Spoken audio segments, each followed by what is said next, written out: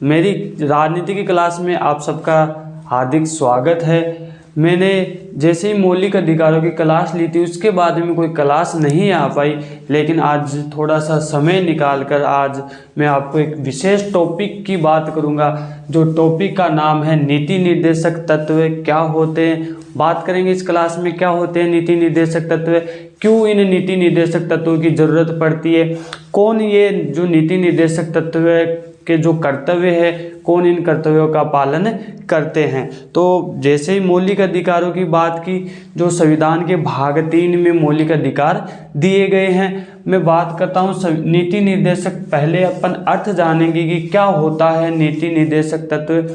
तो नीति निर्देशक तत्व सरकार के कर्तव्य होते हैं। सरकार इन कर्तव्यों का पालन करती है और देश को चलाती है। सरकार अगर इन कर्तव्यों का पालन ना करे तो भी आप किसी भी न्यायालय में याचिका नहीं लगा सकते, सरकार के खिलाफ कोई कार्यवाही नहीं कर सकते, क्योंकि ये नीति निर्देशक तत्व कर्तव्य होते हैं और कर्तव्यों का अगर कोई पालन नहीं भी करता तब भी आप किसी की शिकायत दर्ज नहीं कर सकते।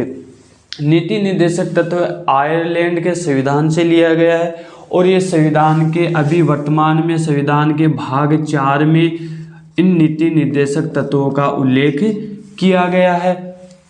और जो मौलिक अधिकारों की बात करूँ, जो 14 से 35 तक मौलिक अधिकारों के बारे में मैंने बताया था, आज मैं बात करूँगा कि जो नीति निर्देशक तत्व है अनुच्छेद 36 से लेकर 51 तक, अनुच्छेद 36 से लेकर 51 तक इन नीति निर्देशक तत्वों की मैं आज बात करूंगा। क्या होते हैं नीति निर्देशक तत्व? पहले इसको अर्थ को मैं एक बार और बता देता हूं। आर.टी. शाह ने, हमारे राजनीतिज्ञ आर.टी. शाह ने कहा था कि नीति निर्देशक तत्व एक ऐसा चेक है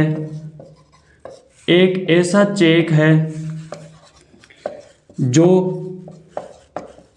बैंक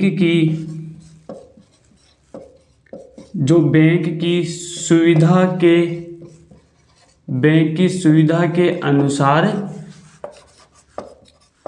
चलता है। तो आर.टी. शाह ने क्या कहा था कि नीति निर्देशक तत्व एक ऐसा चेक है जो बैंक की सुविधा के अनुसार चलता है। इसका अर्थ ये हुआ कि अगर सरकार मान लो, सरकार का कर्तव्य बनता है कि प्रत्येक बेरोजगार को नौकरी दी जाएगी, तो वो सरकार की जितनी हैसियत है, वो जितने लोगों को नौकरी दे सकती है उतने ही है ना बेरोजगारों को नौकरी देगी। अगर सभी लोगों को नौकरी नहीं भी मिलती तब भी आप सरकार के खिलाफ न्यायालय में याचिका नहीं लगा सकते। अगर सरकार का कर्तव्य बनता है कि प्रत्येक अल्पसंख्यक लोगों के लिए हम आरक्षण की व्यवस्था करेंगे, प्रत्येक हास्य लोगों को अलग से सुविधा दी जाएगी, लेकिन अगर सरकार उन सभी हास्य लोगों को सुविधा नहीं भी दे पाती तब भी आप सरकार के खिलाफ कार्रवाई नहीं कर सकते। आज हम बात करेंगे, प्रत्येक अनुच्छेद को आराम से पढ़ेंगे, तो ध्यान से सुनना। पहले मैं आपको टोटल अनुच्छेद समझाऊंगा, फिर मैं लास्ट में क्लास के एंडिंग में पूरे अनुच्छेद के जो टॉपिक है वो मैं बोर्ड पे उतारूंगा, तो आप उन अनुच्छेदों को तो क्रम वाइज से अपनी नोट्सों में उतार लेना। शुरू करेंगे आज की क्लास को। पहली चीज आती है अनुच्छेद 36, 37, 38। एक एक टॉपिक को अपन ध्यान से पढ़ेंगे। क्या होते हैं अनुच्छेद 36 में, कौन से सरकार के कौन से कार्य होते हैं। नंबर 1 पर बात करूंगा। अनुच्छेद 36 में क्या दिया गया है? तो अनुच्छेद 36 में दिया गया है राज्य की परिभाषा। अनुच्छेद 36 में लिखा गया है राज्य की परिभाषा। एक चीज विशेष गौर करने वाली बात है, राजनीति में ये राज्य शब्द किसी स्टेट के लिए प्रयोग नहीं किया गया है। ये जो राज्य शब्द है ये राज्य की सरकार, यही देश की सरकार, ये जिला स्तर की सरकार, गांव के शासन से लेकर आपके है ना वार्ड के शासन तक के जो जितनी सरकार होती है वो सरकार किस प्रकार कार्य करती है, उन सरकार को ही राज्य कहा गया है। तो अनुच्छेद 36 में बताया गया है कि राज्य की परिभाषा दी गई है, यानी कि राज्य का क्या अर्थ होता है, राज्य किस प्रकार काम करता है, वो अनुच्छेद 36 में बताया गया है। बात करूं मैं अनुच्छेद 37 में क्या दिया गया है, तो अनुच्छेद 37 में बताया गया है कि अगर सरकार नीति निर्देशक तत्वों का पालन नहीं करती तो आप न्यायालय में सरकार के खिलाफ याचिका नहीं लगा सकते, सरकार के खिलाफ कार्रवाई नहीं कर सकते। तो 37 में लिखा गया है कि आप न्यायालय में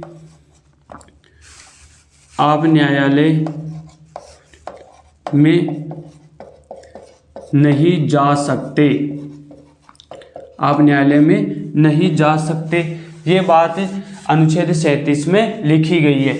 अब मैं बात करता हूँ कि अनुच्छेद 38 में क्या दिया गया है, अनुच्छेद 39 में क्या दिया गया है और 39 क में, तीनों को मैं एक साथ बताने जा रहा हूँ।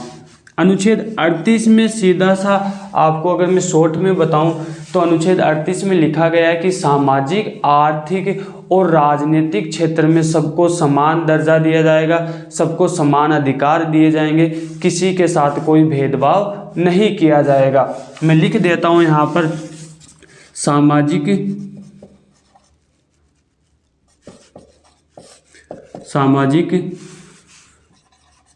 आर्थिक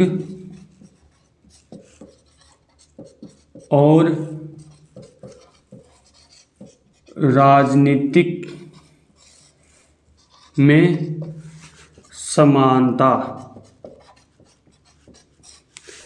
अर्थात सबको सामाजिक न्याय में समानता दी जाएगी, सबको आर्थिक क्षेत्र में मदद की जाएगी, सबको राजनीतिक अधिकार सरकार द्वारा दिए जाएंगे, किसी के साथ कोई भेदभाव नहीं किया जाएगा, सबको समान रूप से वोट डालने का अधिकार है, सबको समान अभिव्यक्ति की स्वतंत्रता है, सबको समान भाषण देने की स्वतंत्रता दी गई है, किसी भी व्यक्ति के साथ भेदभाव नहीं किया जाएगा, ना जाति के आधार पर, ना धर्म के आधार पर, ना ही किसी अयोग्यता के आधार पर किसी भी व्यक्ति के साथ भेदभाव नहीं किया जाएगा।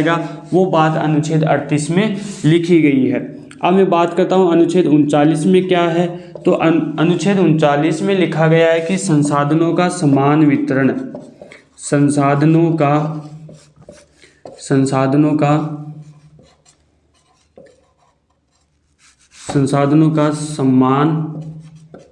समान वितरण, यानी कि जो संसाधन है देश में, राष्ट्र में, राज्य में जितने भी संसाधन हैं उन सभी संसाधनों का बंटवारा समान रूप से होगा, किसी भी जाति धर्म के आधार पर इन संसाधनों का बंटवारा नहीं होगा। जितने भी संसाधन हैं उन सभी संसाधनों का समान रूप से बंटवारा किया जाएगा। ये बात अनुच्छेद 39 में लिखी गई है। बात करूँ अनुच्छेद 39 क में, क बोल दो या फिर 39 ए, दोनों में से एक चीज आएगी, या तो क आएगा या फिर ए आएगा। तो अनुच्छेद 39 क में क्या लिखा गया है कि समान न्याय दिया जाएगा, समान न्याय दिया जाएगा, या फिर निःशुल्क, यानी सबको समानता के अधिकार मिलेंगे। सबको अगर किसी व्यक्ति के साथ अन्याय हो रहा है तो अगर न्याय किया जाएगा व्यक्ति के साथ, तो समान न्याय दिया जाएगा और सरकार पूर्ण कोशिश करेगी कि ज़्यादा से ज़्यादा निःशुल्क रूप में उनको न्याय मिले, किसी भी आय की मांग सरकार द्वारा नहीं की जाएगी। तो जो न्याय की बात है वो समान न्याय दिया जाएगा, किसी के साथ कोई भेदभाव नहीं किया जाएगा। ये थे प्रमुख 4 अनुच्छेद। अब मैं बात करता हूँ अनुच्छेद 40 में क्या दिया गया है, तो अनुच्छेद 40 में पंचायत की बात कही गई है, यानी कि किसी हर एक राज्य क्षेत्र में एक पंचायत होगी, वो अनुच्छेद 40 में बताई गई है। इस अनुच्छेद 40 में पंचायत की बात कही गई है। मैं थोड़ा सा टॉपिक के बाहर जाकर बताता हूँ कि 73वें संविधान संशोधन, 73वें संविधान संशोधन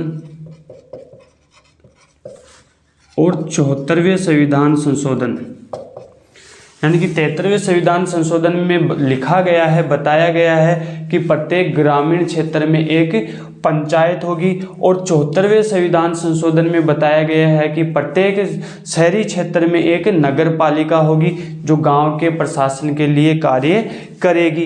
ये बात ही अनुच्छेद 40 में जिसमें बताया गया है कि हर एक राज्य क्षेत्र में एक पंचायत होगी। अब आते हैं अनुच्छेद 41 में क्या दिया गया है। अनुच्छेद 41 में लिखा गया है विशेष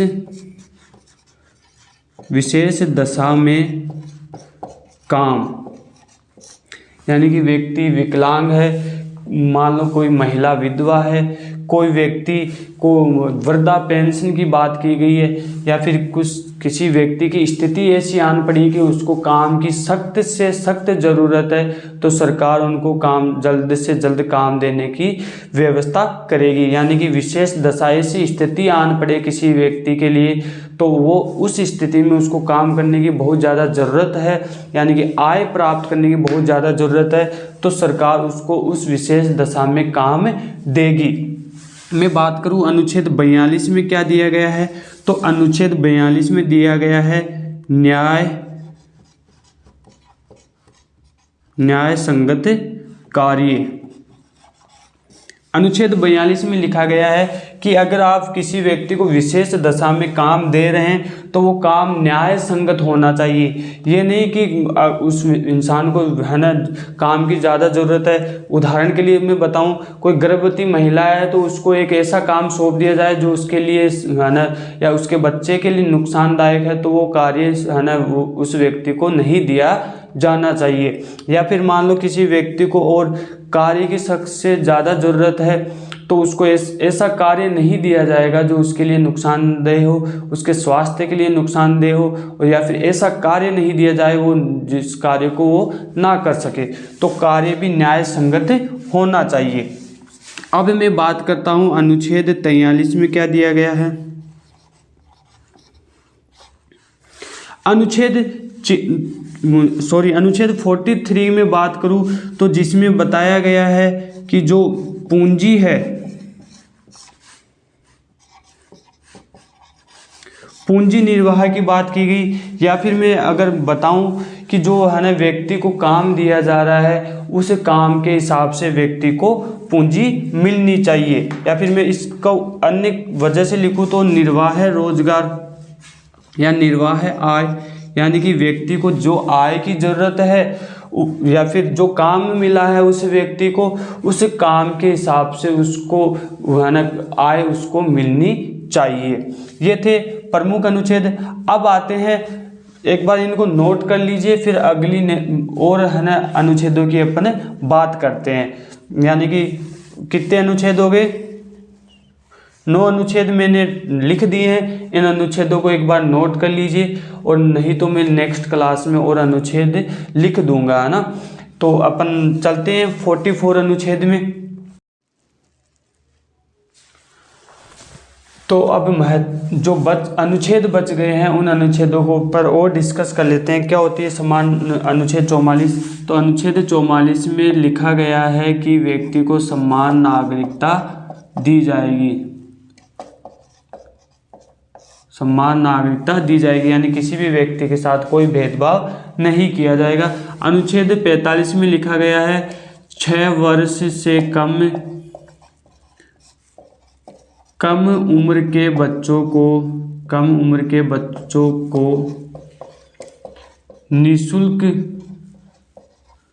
निःशुल्क शिक्षा एवं स्वास्थ्य प्रदान किया जाएगा। यानी सरकार द्वारा 6 वर्ष से कम उम्र के बच्चों को निःशुल्क शिक्षा दी जाएगी, निःशुल्क स्वास्थ्य सुविधा प्रदान की जाएगी। यहाँ पर पहले 6 वर्ष से 14 वर्ष तक के बच्चों को निःशुल्क शिक्षा देने की बात कही गई थी, लेकिन वो एक अधिकार हो गया, तो वो अधिकार मौलिक अधिकारों में जोड़ दिया गया 86वें संविधान संशोधन द्वारा। सन 2002 में उसको यहाँ से हटाकर मौलिक अधिकारों की श्रेणी में दे दिया गया है। अब बात करते हैं अनुच्छेद 47 में क्या है। तो अनुच्छेद 47 में लिखा गया है अनुसूचित जाति अनुच्छेद 46 की मैं बात करूँ, जो अनुच्छेद 46 में क्या दिया गया है, तो अनुसूचित जाति जनजाति अनुसूचित जाति और जनजाति को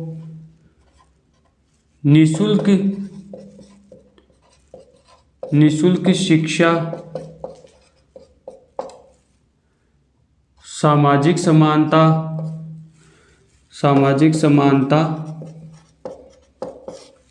प्रदान की जाएगी, यानी कि अनुसूचित जाति और जनजाति के लोगों को निःशुल्क शिक्षा दी जाएगी, सामाजिक समानता दी जाएगी, आर्थिक क्षेत्र में समान व्यवहार जो निम्न वर्ग के लोगों के साथ किया जाएगा। अब बात आती है, हम अनुच्छेद 47 की बात करूँ तो अनुच्छेद 47 में क्या दिया गया है? अनुच्छेद 47 में यह लिखा गया है कि जो नशीली दवाई है उन पर सरकार प्रतिबंध लगाएगी और उनकी जगह पौष्टिक आहार, पोषक तत्वों की बढ़ोतरी के लिए सरकार विशेष कदम उठाएगी। तो मैं बता दूं अनुच्छेद 47 में क्या दिया गया है? नशीले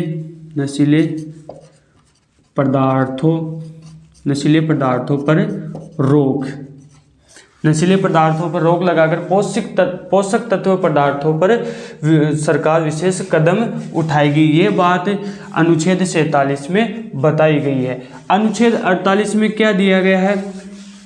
अनुच्छेद 48 में लिखा गया है कृषि क्षेत्र और पशुपालन क्षेत्र, कृषि क्षेत्र और पशुपालन क्षेत्र में सरकार बढ़ोतरी के लिए विशेष कदम उठाएगी, यानी कृषि क्षेत्र में ज़्यादा से ज़्यादा लोग कृषि कर सके उसके लिए विशेष कदम उठाएगी, ज़्यादा से ज़्यादा दुग्ध उत्पादन हो इसके लिए भी सरकार विशेष कदम उठाएगी। ये बात अनुच्छेद 48 में की गई है। अब अनुच्छेद 48 क में क्या लिखा गया है?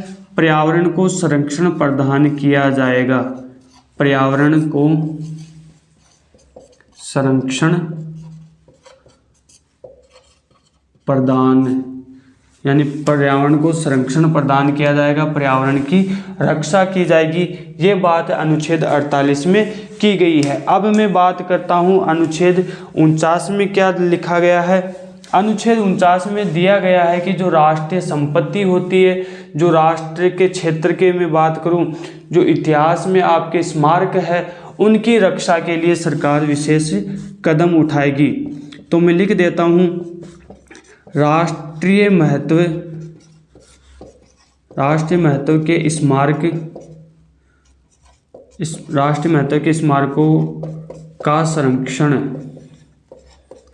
यानी कि जो राष्ट्रीय महत्व के स्मारक है, महल है, उन सब की रक्षा कौन करेगा?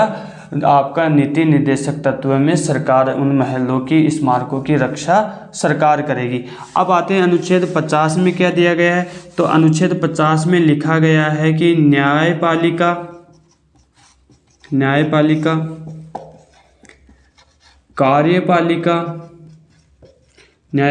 और कार्यपालिका को अलग अलग रखा जाएगा, यानी कि इसको अलग अधिकार, इसको अलग अधिकार दिए जाएंगे। नहीं तो अगर मान लो न्यायपालिका और कार्यपालिका को एक जगह कर दिया जाएगा तो न्यायपालिका स्वतंत्र रूप से न्याय नहीं कर पाएगी और कार्यपालिका का इस न्यायपालिका पर हमेशा हस्तक्षेप रहेगा। इस वजह से न्यायपालिका और कार्यपालिका को अलग रखा गया है। अब लास्ट अनुच्छेद बचा है, अनुच्छेद 51 में क्या बताया गया है। तो अनुच्छेद 51 में लिखा गया है अंतर्राष्ट्रीय शांति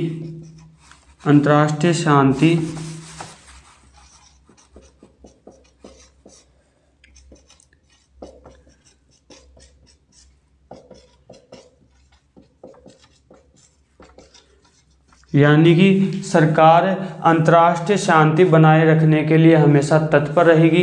वो ऐसा कोई मौका नहीं देगी जिससे अन्य देश उससे नाराज हो और युद्ध जैसी स्थिति कभी उत्पन्न सरकार नहीं होने देगी। हमेशा विदेशों से शांतिपूर्ण संबंध बनाए रखेगी। ये बात नीति निर्देशक तत्व में सरकार द्वारा कही गई है, सरकार के ये कर्तव्य बनते हैं। तो दोस्तों ये थी क्लास आपके नीति निर्देशक तत्व के महत्वपूर्ण अनुच्छेदों की। अब मैं बात करूं जो आपके जितने भी अनुच्छेद हैं मैं बोर्ड पे नोट कर रहा हूं, आप अपनी कॉपी में नोट कर लेना। मैं एक एक अनुच्छेद को विस्तार से लिख रहा हूं यहाँ पर, तो नोट कर लेना कॉपी में। अगली नेक्स्ट क्लास में और मौलिक अधिकारों की बात करेंगे। तब तक के लिए धन्यवाद और इंतज़ार कीजिए अगली नेक्स्ट क्लास का। Thank you. तो दोस्तों मैंने अनुच्छेद यहाँ पर लिख दिए हैं, आप इन अनुच्छेदों को एक बार अपनी कॉपी में नोट कर लेना। बड़े ही महत्वपूर्ण अनुच्छेद है और नीति निर्देशक तत्व के ये अनुच्छेद है, तो नोट करना इन अनुच्छेदों को। तब तक के लिए मैं विदा लेता हूँ। अगली नेक्स्ट क्लास में मौलिक करते हुए जल्द ही आपके सामने आएंगे। धन्यवाद।